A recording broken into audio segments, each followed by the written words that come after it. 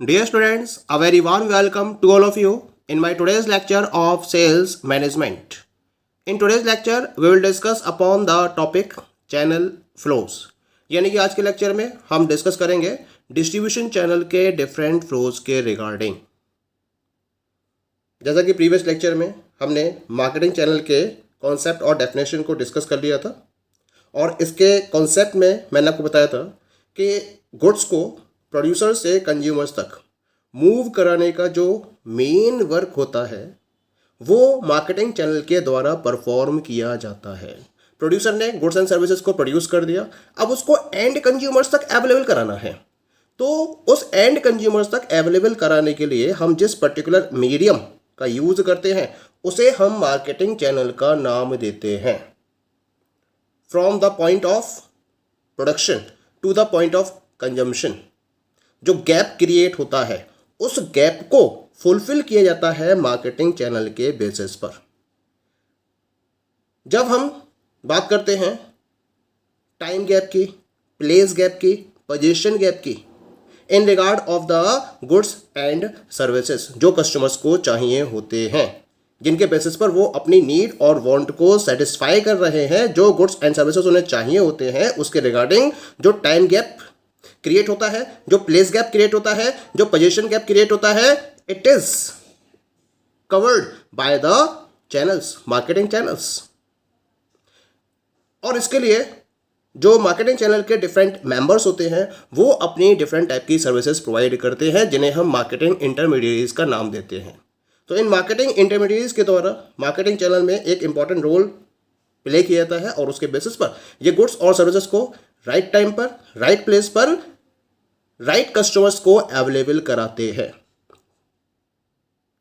अब यहां हम डिस्कस करेंगे about different functions and flows of the marketing channels.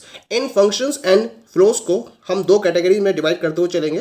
पहला होता है हमारा that is known as the forward flows and second one is known as the backward flows. Forward flows का मतलब इन द फॉरवर्ड डायरेक्शन और backward flows का मतलब in the backward direction. Forward flows में हम तीन डिफरेंट टाइप के flows को डिस्कस करेंगे। The first one is physical flow, second one title flow, third one is promotion flow. ऐसे ही बैकवर्ड फ्लोज में हम दो टाइप को डिस्कस करेंगे। The first one is the ordering flow and second one is the payment flow. तो पहले बात करते हैं हम फॉरवर्ड फ्लोज में फिजिकल फ्लो को। चेन क्या रहती है यहाँ पे इंटरमीडिएट्स की? सबसे पहले तो सप्लायर्स जो रॉ मटेरियल्स हैं या जो रिक्वायरमेंट्स होती हैं मैन्युफैक्चरर की वो अवेलेबल कराते हैं मैन्युफैक्चरर्स को, और इनके बीच में एक पर्टिकुलर आप इंटरमीडिएट्स देख रहे हो, ट्रांसपोर्टर और वेयर हाउसेस। तो ट्रांसपोर्टर और वेयर हाउसेस इन्वॉल्व रहते हैं और इनका यूज करते हुए क्या होता है, सप्लायर्स मैन्युफैक्चरर को रॉ मटेरियल या जो भी इन्हें डिफरेंट टाइप की सप्लाईज की रिक्वायरमेंट होती है गुड्स को प्रोड्यूस करने के पॉइंट ऑफ व्यू से उनकी अवेलेबिलिटी को एंश्योर किया जाता है।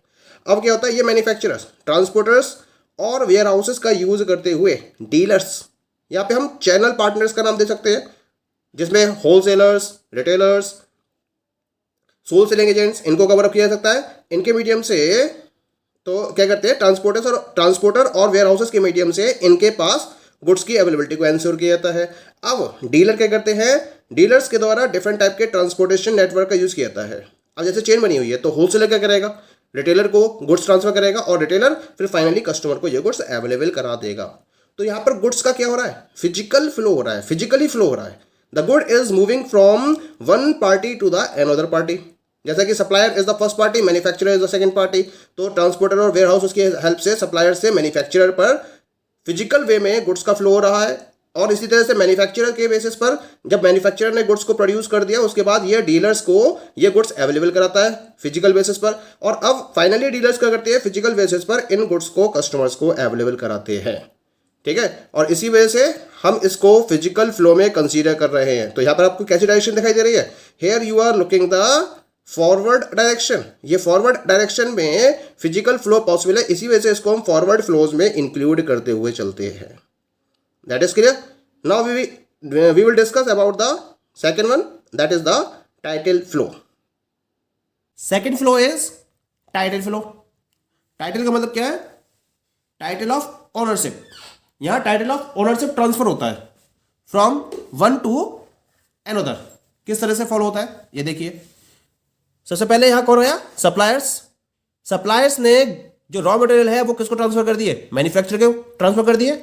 इसका मतलब जो टाइटल ऑफ ओनरशिप था पहले किसके पास था, सप्लायर के पास। और जब मैन्युफैक्चरर ने रॉ मटेरियल को सप्लायर से परचेस कर लिया तो जो टाइटल ऑफ ओनरशिप है वो किसके पास आ गया, मैन्युफैक्चरर के पास आ गया।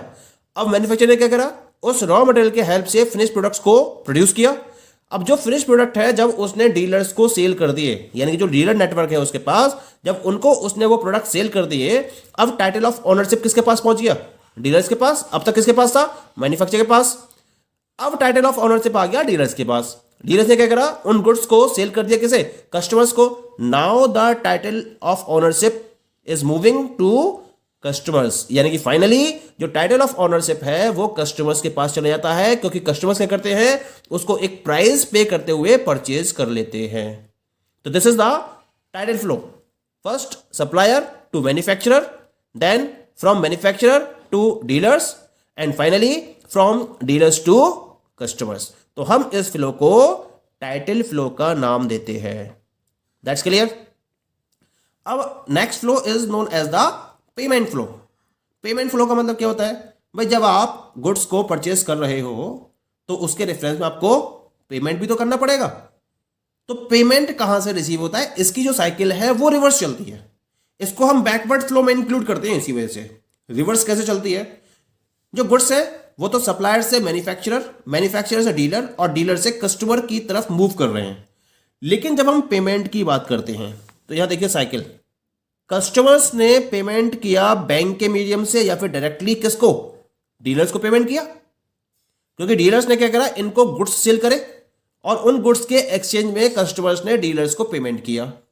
अब जब नंबर ऑफ कंज्यूमर्स या नंबर ऑफ कस्टमर्स डीलर्स को पेमेंट कर देते हैं तो इसके पास अमाउंट कलेक्ट हो जाती है। जो पर्टिकुलर अमाउंट कलेक्ट हुई उसका पेमेंट करते हुए मैन्युफैक्चरर से ये गुड्स को परचेज कर रहा है। यानी कि जब इसने गुड्स परचेज करे मैन्युफैक्चरर से बल्क में, तो इसके एक्सचेंज में कस्टमर से जितनी अमाउंट इसको मिली वो इसने किसको पे कर दी, मैन्युफैक्चरर को। किसकी हेल्प ली इसने, बैंक की। ऑनलाइन ट्रांजेक्शन करा या जो भी ट्रांजेक्शन करा उसने, लेकिन उसके लिए उसको बैंक की हेल्प लेनी पड़ेगी। और उस बैंक की हेल्प से डीलर्स ने क्या करा, जितना भी अमाउंट रिक्वायर्ड था मैन्युफैक्चरर को वो अमाउंट उसको ट्रांसफर कर दिया। अब जब मैन्युफैक्चरर के पास अमाउंट अवेलेबल हो गया तो मैन्युफैक्चरर ने क्या करा, जो सप्लायर से रॉ मटेरियल परचेज करा था उस रॉ मटेरियल के एक्सचेंज में मैन्युफैक्चरर ने सप्लायर को पेमेंट करा with the help of bank या बैंकिंग फैसिलिटीज। तो इस तरह से यहां जो पेमेंट फ्लो की साइकिल है वो बैकवर्ड वे में मूव कर रही है। पहले कस्टमर से डीलर की तरफ पेमेंट हुआ, डीलर्स ने पेमेंट करा मैन्युफैक्चरर को और मैन्युफैक्चरर ने पेमेंट करा सप्लायर को। तो this is the backward cycling of payment flow. That's clear. Next one is fourth one, जिसको हम देते हैं ऑर्डरिंग या फिर इंफॉर्मेशन फ्लो का नाम देते हैं। यानी कि ऑर्डर्स आते हैं या फिर इंफॉर्मेशन पास होती है, किस तरह से, तो यहां पर ये फॉरवर्ड फ्लो और बैकवर्ड फ्लो दोनों में ही इंक्लूड किया जाता है। यानी कि ये टू वे कम्युनिकेशन है। अब टू वे कम्युनिकेशन किस तरह से है इसको हम समझ लेते हैं। यहां देखिए सप्लायर्स, मैन्युफैक्चरर, डीलर्स और कस्टमर्स, ये चार पार्ट लेके चल रहा हूं मैं एक कन्वीनियंस के लिए। सप्लायर्स और मैन्युफैक्चरर, पहले मैंने डायरेक्ट कनेक्ट कराया इनको ना, सप्लायर्स और मैन्युफैक्चरर, इनके बीच में ऑर्डरिंग को फोकस किया गया। सप्लायर ने क्या करा, मैन्युफैक्चरर ने क्या करा, मैन्युफैक्चरर ने सप्लायर को ऑर्डर दिया और वो ऑर्डर इसके पास इसने कंप्लीट कर दिया। तो ये कैसा कम्युनिकेशन हो गया, टू वे कम्युनिकेशन हो गया। लेकिन जो मैन्युफैक्चरर है वो ऑर्डर किस बेस पे देगा, जैसा ऑर्डर उसको डीलर से रिसीव होगा, और डीलर्स किसके बेस पे ऑर्डर देगा, जैसा ऑर्डर उसको कस्टमर से रिसीव होगा। तो मार्केट में जो कस्टमर्स की तरफ से डिमांड आएगी उसके अकॉर्डिंग डीलर्स परचेजिंग को फोकस करेगा और वो ऑर्डर ऊपर पास करेगा। तो यहां डीलर्स और कस्टमर्स के बीच में कैसा कम्युनिकेशन हो गया, टू वे कम्युनिकेशन हो गया। क्योंकि कस्टमर्स ने डीलर्स से रिक्वायरमेंट रखी और डीलर्स ने अपने अब पार्टीज से उस रिक्वायरमेंट को कंप्लीट करते हुए वो गुड्स कस्टमर्स को अवेलेबल कराए। और इसके लिए इसने क्या करा, डिफरेंट टाइप की ट्रांसपोर्टेशन और बैंकिंग फैसिलिटीज का यूज किया। That is clear. अब यहां देखते हैं, जो कस्टमर से रिक्वायरमेंट डीलर्स के पास आई उसको फुलफिल करने के लिए इसने क्या करा, इसने मैन्युफैक्चरर से कॉन्टेक्ट करा और मैन्युफैक्चरर ने इसकी रिक्वायरमेंट फुलफिल कर दी, तो ऑर्डरिंग तो दोनों तरफ से फोकस हो रही है, और इसके लिए इन्होंने क्या करा, ट्रांसपोर्टेशन, वेयर हाउसिंग और बैंकिंग फैसिलिटीज का यूज करा। ठीक है, अब यहां बात करते हैं डीलर्स के पॉइंट ऑफ व्यू से। मैन्युफैक्चरर के पास जो ऑर्डर आया उसके अकॉर्डिंग इसको गुड्स को प्रोड्यूस करना है, और उस गुड्स को प्रोड्यूस करने के लिए इसको रॉ मटेरियल की रिक्वायरमेंट होगी, तो उतने ही रॉ मटेरियल की रिक्वायरमेंट इसने सप्लायर से रखी, सप्लायर ने इसकी रिक्वायरमेंट को कंप्लीट कर दिया, और इसके लिए इन्होंने ट्रांसपोर्टेशन, वेयर हाउसिंग और बैंकिंग फैसिलिटीज का यूज करा। तो यहां सप्लायर जब मैन्युफैक्चरर की रिक्वायरमेंट को कंप्लीट कर देगा तो ये एक ऑर्डर कंप्लीट हो जाएगा। तो इस तरह से ये जो साइकिल है ये टू वे साइकिल कहलाएगी। ना तो यहां पे फॉरवर्ड फ्लो है और यहां पर बैकवर्ड फ्लो है, बल्कि दोनों ही फ्लोज को एक साथ फोकस किया जाता है। ऐसे ही केस इंफॉर्मेशन का बनेगा। Same is the case of the information. Information भी टू वे कम्युनिकेशन के थ्रू फुलफिल होती है। फीडबैक जैसे जैसे मिलता चला जाएगा उसके अकॉर्डिंग डिफरेंट टाइप के एक्शंस को फॉलो किया जाएगा। कस्टमर फीडबैक देंगे डीलर्स को, डीलर्स फीडबैक देंगे किसको, मैन्युफैक्चरर को, और मैन्युफैक्चरर फीडबैक देंगे सप्लायर्स को, और जैसा फीडबैक आएगा उसके अकॉर्डिंग इंफॉर्मेशन को पास किया जाएगा सप्लायर से मैन्युफैक्चरर की तरफ, मैन्युफैक्चरर से डीलर्स की तरफ, और डीलर से कस्टमर्स की तरफ। Point is clear? तो हम इस फ्लो को नाम देते हैं ऑर्डरिंग या फिर इंफॉर्मेशन फ्लो का। ओके, और अब हम बात करते हैं लास्ट फ्लो की। The last flow is the promotion flow. Promotion मतलब क्या होगा, कंपनी अपने प्रोडक्ट को कस्टमर्स के बीच में एडवर्टाइज करना चाहती है, प्रमोट करना चाहती है। तो प्रमोट करने के लिए क्या करेगी, वो डिफरेंट टाइप की एडवर्टाइजिंग एजेंसीज की हेल्प लेगी। तो ये कैसा कम्युनिकेशन होगा, ये इसका फॉरवर्ड कम्युनिकेशन या फॉरवर्ड फ्लो काउंट होगा, क्योंकि प्रमोट कर रही है, कंज्यूमर्स को इंफॉर्मेशन अवेलेबल करा रही है, उन्हें परसुएट करने के लिए एफर्ट्स कर रही है। तो इसके लिए ये जो एक्टिविटी फॉलो करेगी या जिस चेन को फॉलो करेगी वो फॉरवर्ड फ्लो के बेसिस पर फॉलो करेगी। कैसे, सप्लायर्स पहले एडवर्टाइजिंग एजेंसीज का यूज करेंगे और मैन्युफैक्चरर के पास इंफॉर्मेशन को अवेलेबल कराएंगे, यानी कि प्रमोट करेंगे प्रोडक्ट को। तो सप्लायर्स जब अपने प्रोडक्ट को मैन्युफैक्चरर तक प्रमोट करेंगे तो उसके बेसिस पर मैन्युफैक्चरर क्या करेगा, इनसे गुड्स को परचेस करेगा। अब मैन्युफैक्चरर क्या करेगा, एडवर्टाइजिंग एजेंसीज के मीडियम से डीलर्स को अपने प्रोडक्ट के बारे में इंफॉर्मेशन अवेलेबल कराएगा, यानी कि अपने प्रोडक्ट का प्रमोशन करेगा, और फिर डीलर क्या करेगा, कस्टमर्स तक गुड्स को सेल करेगा। डीलर कोई भी प्रमोशनल एडवर्टाइजिंग एजेंसी का यूज नहीं करता है, बल्कि मैन्युफैक्चरर क्या करते हैं, उसी एडवर्टाइजिंग एजेंसीज के बेसिस पर डीलर्स के बीच में अपने प्रोडक्ट को प्रमोट करते हैं, और उसी एडवर्टाइजिंग एजेंसी के बेसिस पर कस्टमर्स को अपने प्रोडक्ट का प्रमोशन करते हैं, और दोनों को ही एक साथ प्रमोट करते हुए प्रोडक्ट की अवेलेबिलिटी को एंश्योर करते हैं। तो हम इस पर्टिकुलर फ्लो को नाम देते हैं प्रमोशन फ्लो का। Okay, so these all are the flows of functions performed in the distribution channel. Okay, thank you.